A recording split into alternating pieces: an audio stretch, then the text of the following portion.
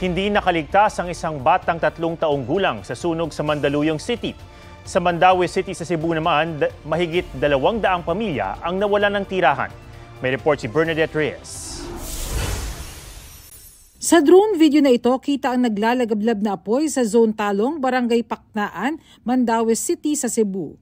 Aabot sa mahigit 170 bahay ang natupok kagabi sa sunog na umabot sa ika-4 na alarma. Tumagal ng 3 oras bago naapula ang apoy. Mahigit 200 pamilya ang nawalan ng tirahan. Sa gym ng barangay muna sila tumutuloy. Nakadungog siya nga naig piti-piti. So possible lang mong angle ani is electrical wire, electrical 40 wire. Pero mobalik mi karon sa fire scene para magkuha mi og additional evidence. Lechonan, barracks ng mga trabahador, junk shop at warehouse naman ang nasunog sa J. Rizal Street, Barangay Namayan sa Mandaluyong. Mabilis na binalot ng usok ang mga istruktura na gawa sa like materials.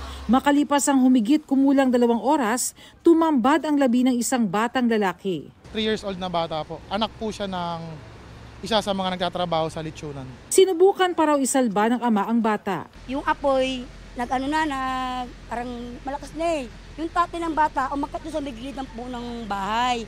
Wala na, hindi naman yung bata, hindi na makuha kasi sabi daw ng tatay, narinig daw ng tatay ng umiyak ang bata. Pasado alas 8 ngayong umaga nang ideklara ng Bureau of Fire Protection na fire under control na ang sunog dito sa Barangay Namayan sa Mandaluyong.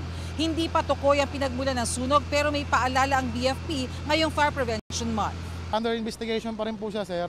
Base sa mga statement po ng mga tao, so doon po sa may lechonan na nagsimula. Pero i-verify pa rin po ng mga investigador natin dito. Siguraduhin po natin na yung ating electrical connections ay maayos, standard po. Iwasan po natin ang overload connection, octopus connection, jumper, iwasan din po natin yan.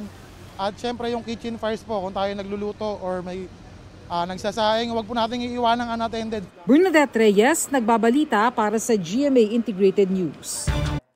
Huwag magpahuli sa mga balitang dapat niyong malaman. Mag-subscribe na sa GMA Integrated News sa YouTube.